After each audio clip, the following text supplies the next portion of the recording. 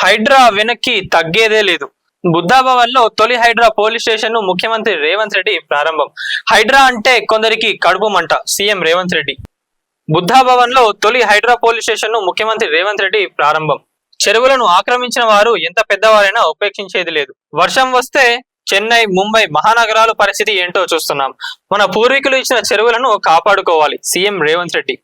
నిజంగా హైడ్రా వచ్చిన కొత్తలో చాలా మంది కూడా దీనిపైన మాట్లాడిండ్రు. ఎందుకంటే సరే ఇమీడియట్ యాక్షన్ వల్ల మేబీ కొంతమందికి ప్రాబ్లమ్స్ కానీ వాళ్ళ ఇల్లు కానీ అవన్నీ కోల్పోవడం జరిగింది. కానీ నిజంగా మనం రేవంత్ రెడ్డి గారు తీసుకొచ్చిన హైడ్రా ఏదైతే ఉందో ఇది మన ఫ్యూచర్ జనరేషన్స్ కి, మనకి ఇప్పుడు ఎట్లా అనిపిస్తుంది కానీ ఫ్యూచర్ జనరేషన్స్ ఏవైతే ఉన్నాయో వాళ్ళకి చాలా మేలు జరుగుతుంది. నిజంగా ఇప్పుడు మనం చూసుకున్నట్లయితే ఎప్పుడన్నా ఏదన్నా ఈ సమ్మర్ సీజన్ లో మనం చూసుకుంటే ఏదన్నా లాంగ్ డ్రైవ్ కానివ్వండి, ఏదన్నా ఊర్లోకి పోయినప్పుడు ఇప్పుడు ఎండలు మనం చూసుకున్నట్లయితే అసలు విపరీతంగా కొడుతున్నాయి.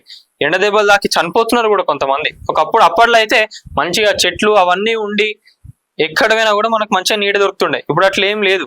చెరువులు ఇవన్నీ కబ్జా చేసుకొని ఆడన్ని ఇల్లులు కట్టి అక్రమంగా మళ్ళీ ముందే ఈ పెద్ద పెద్ద నాయకులు ఎవరైతే ఆక్రమించుకున్న వాళ్ళు ఉన్నారో ఏం చేస్తారంటే వెనకాల చెరువుల ల్యాండ్స్ ఏవైతే ఉన్నాయో అవన్నీ వీళ్ళు కబ్జా చేసుకొని ముందు బస్సులను ఏర్పాటు చేస్తారు.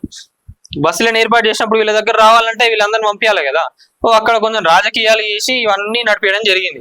అయినా కూడా ఎన్ని పరిస్థితులు వచ్చినా, ఎన్ని ఇబ్బందులు వచ్చినా కూడా హైడ్రా ఇప్పటికి కూడా నడుస్తుంది. ఇప్పుడు ఎవరు కూడా నోరు మెలుపులేరు హైదరాబాద్. అందుకే అదే అంటున్నారు రేవంత్ రెడ్డి గారు కూడా ఏంటంటే హైడ్రా అంటేనే కొందరికి కడుపు మంట. ఇష్టం ఉన్నట్టుగా అడ్డగోలుగా దోచుకొని చెరువులన్నిటినీ కూడా కబ్జా చేసేసి అపార్ట్మెంట్లు లేపి అడ్డగోలు రేట్లు పెట్టి ఇప్పుడు అవన్నీ పోగానే వాళ్ళకి బాధ అనిపిస్తున్నది. అందుకే ఈ హైడ్రా అసలు నిజంగానే ఆపేది లేదు. హైడ్రా ఇట్లనే సాగాలి. మన పూర్వీకులు ఇచ్చిన చెరువులు ఏవైతే మనకు ఉన్నాయో అవన్నీ కాపాడుకోవాల్సిన బాధ్యత మనకు కూడా ఉంది. అది రేవంత్ రెడ్డి గారు చేస్తున్నారు. ఇప్పుడు ఆల్రెడీ చాలా మంది కూడా రేవంత్ రెడ్డి గారికి మద్దతుగానే ఉన్నారు. హైడ్రా ఇట్లనే కొనసాగాలని చెప్పి కూడా అందరు అంటున్నారు. ఓకే.